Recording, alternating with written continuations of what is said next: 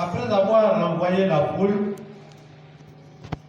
il l'amenait dans la barque où il se trouvait. Il y avait aussi d'autres barques avec lui. Il s'éleva un grand tourbillon et les flots se jetèrent dans la barque au point qu'elle se remplissait déjà. Et lui, il dormait à la poupe sur le coussin. Ils le réveillèrent et lui dirent: Maître, ne t'inquiètes-tu pas de ce que nous périssons? S'étant réveillé, il menaça le vent et dit à la mer: Silence, tais-toi. Et le vent cessa et il y eut un grand calme. Puis il leur dit: Pourquoi avez-vous ainsi peur? Comment n'avez-vous point de foi? Ils furent saisis d'une grande frayeur et ils se dirent les uns aux autres: Quel est donc celui-ci à qui obéissent même le vent et la mer? Amen. Bien, ce texte nous parle de l'un des miracles que Jésus a opéré. Il a parlé au vent et à la mer qui ont obéi à son ordre. L'événement se passe à un jour où Jésus avait édifié ses disciples.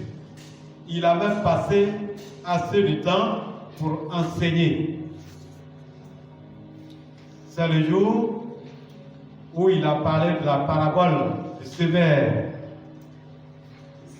Donc, voilà pourquoi le verset 35 nous dit: ce même jour, sur le soir. Ce jour, pendant qu'il faisait soir, c'est Jésus qui va donner l'ordre à ses disciples: passons de l'autre bord. Donc, dans ce texte, nous voyons un voyage que Jésus effectue avec ses disciples. C'est lui qui donne l'ordre: passons de l'autre bord. Les disciples ont effectué le voyage ensemble avec Jésus-Christ. Il ne les a pas laissés voyager seuls. Il était dans la barque avec les disciples. Un voyage avec les disciples, d'où certains étaient des pécheurs. Oui, parmi les disciples de Jésus, nous connaissons bien certains qui étaient des pécheurs. Même si vous ne les connaissez pas tous, mais je sais que vous avez tous votre idée sur Pierre. En tout cas, tout le monde ici dans la salle sait que Pierre était un pécheur. Mais quand Jésus l'a appelé, il était accompagné de l'un de ses frères qui était pécheur aussi. Après cela même, il y a eu encore deux autres qui étaient des frères que Jésus a appelés. Alors donc, Jésus dormait dans la barque. Ça veut dire qu'il y avait déjà d'expérience dans la barque pour conduire la barque. Mais ce jour va être difficile pour les disciples. Parce que pendant ce voyage, le vent va venir à leur rencontre. Ce qui va faire que les flots vont rentrer dans la barque jusqu'au point où ils se trouvent dans le danger, jusqu'au point où ils soient renversés. Quant à Jésus, lui, il dormait paisiblement. Je sais que les disciples ont dû faire leur effort, ils ont mis leur expérience Ils sont comptés d'abord sur eux-mêmes.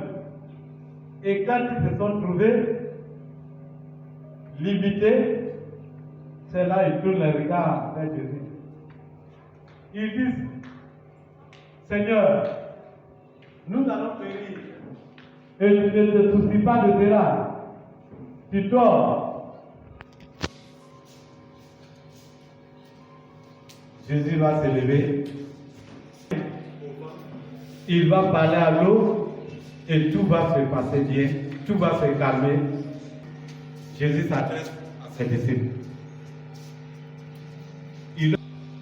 Pourquoi avez-vous ainsi peur? C'est la première question.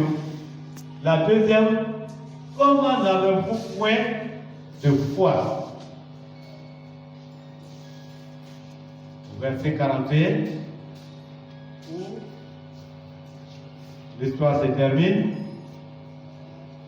Les disciples furent saisis d'une grande frayeur et ils se disaient les uns aux autres, quel est donc celui-ci?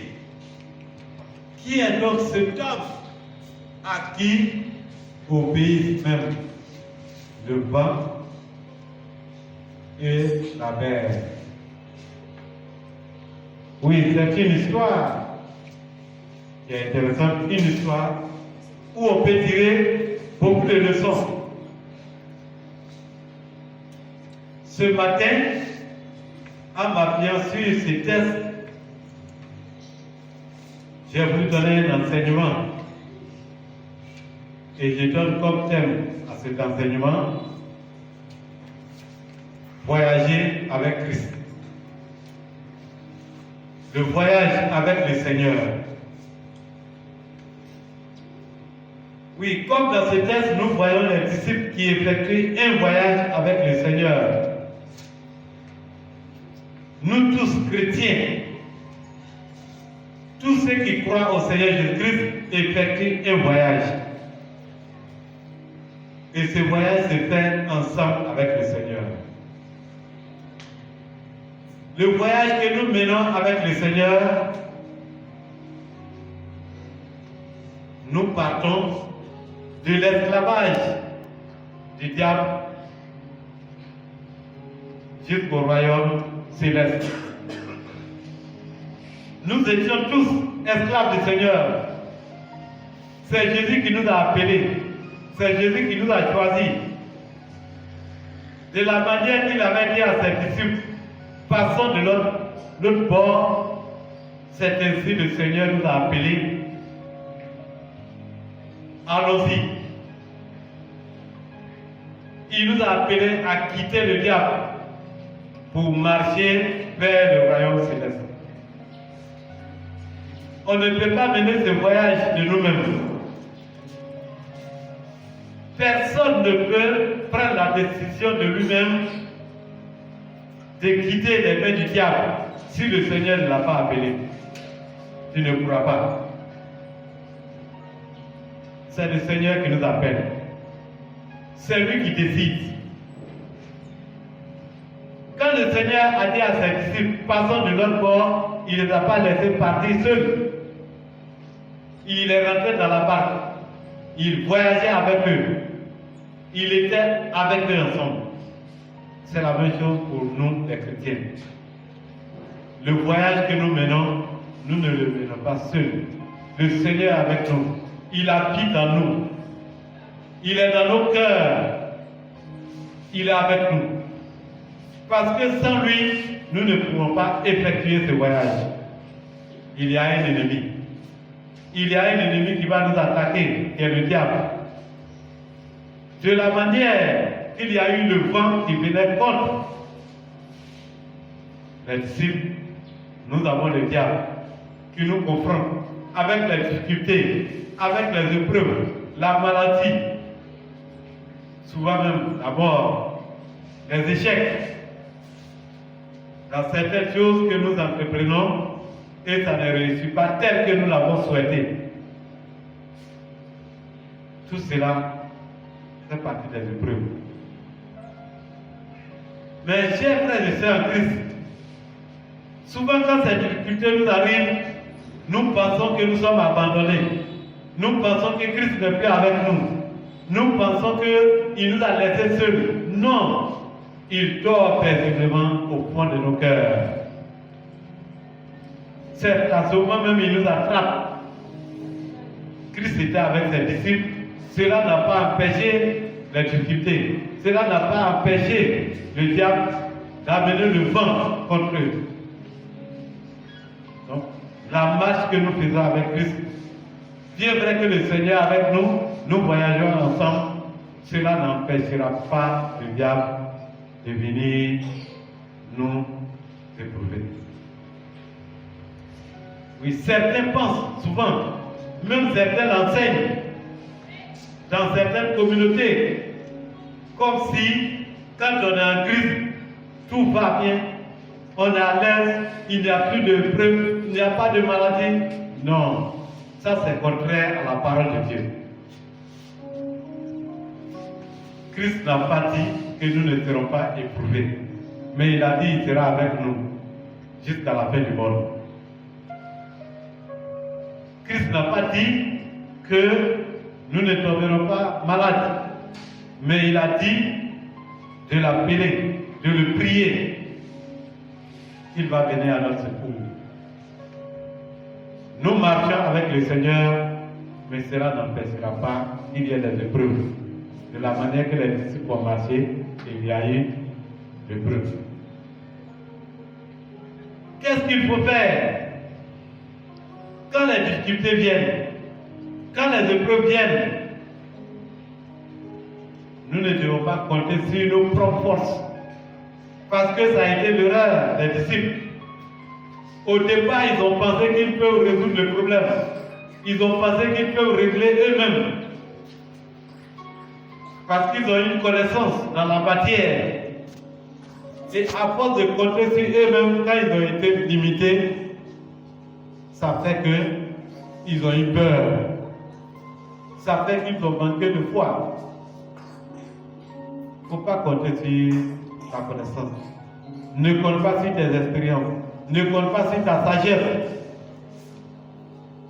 Quand l'épreuve arrive, quand la difficulté arrive, tous les regards vers le Seigneur. Invoque-le. Appelle-le aussitôt. Oui, quand les disciples ont compris, ils ont appelé le Seigneur, il a résolu le problème. N'attends pas que tu sois épuisé. Nous voyons, Jésus leur fait le reproche. Pourquoi avez-vous ainsi peur? Oui, face à l'épreuve, le Seigneur est avec nous. Mais si nous avons peur, si nous nous laissons transporter par la peur, nous oublierons même que le Seigneur est avec nous. Nous risquons d'aller vers le monde, d'aller vers les hommes, d'aller vers le diable encore pour aller chercher des solutions à nos difficultés. Oui, la peur. Quand on est dépassé par la peur, on est troublé, on ne sait plus ce qu'il fait. Voilà pourquoi, quand tu regardes la manière dont les disciples ont appelé le Seigneur, tu verras comme s'ils en voulaient au Seigneur Jésus-Christ. Nous allons périr, tu ne te soucies pas. Et toi, tu es en train de dormir. Oui, quand la peur nous dépasse, il arrive souvent qu'on en veut au Seigneur. Est-ce que le Seigneur est vraiment là? Est-ce qu'il est vraiment avec moi? Est-ce qu'il est vraiment auprès de moi? Et tout ceci m'arrive, tout cela m'arrive. Ne perdons pas de foi. Quand la peur est là, oui, nous manquons de foi. Le Seigneur est là. Si nous l'appelons, il va résoudre le problème. Parce qu'il est le Tout-Puissant. Il a la solution à toutes les difficultés, à toutes les épreuves. De la manière qu'il a eu la solution. Le vent a obéi. La mer a obéi. Oui, quand le Seigneur parle à n'importe quel objet, à n'importe quel problème, cette chose obéit. Et on gagne la solution. À la fin, nous voyons les disciples ont compris quelque chose de plus au Seigneur Jésus-Christ. Ils ont découvert quelque chose en plus. Oui, c'est vrai. Ils savaient que Jésus est le Maître. Ils savaient que Jésus est le Seigneur. Mais quand tu regardes le verset 41, où on dit, il se pose la question, quel est donc celui-ci à qui obéissent même le vent et la mer? Ça nous fait comprendre comme s'ils ne s'attendaient pas à cela. Ils n'avaient pas connu Jésus-Christ jusqu'à ce point. Ils ont compris quelque chose de plus. Oui, chers frères et sœurs en Christ, chaque fois que le Seigneur vient à notre secours, chaque fois que le Seigneur vient résoudre l'un de nos problèmes, cela doit nous pousser à le découvrir de plus. Cela doit nous pousser à le connaître de plus. Oui, nous voyageons avec le Seigneur. C'est comme ça, nous allons le découvrir. Jusqu'à la fin du voyage, quand nous serons dans le paradis céleste, ensemble nous allons faire ce soupir. Ah, qui est celui-là donc qui nous a amenés jusqu'à le royaume céleste? Ça sera un soupir de joie. Mon frère en Christ, ma soeur en Christ, ce matin, je voudrais que tous ensemble, nous comprenions que nous voyageons avec le Seigneur.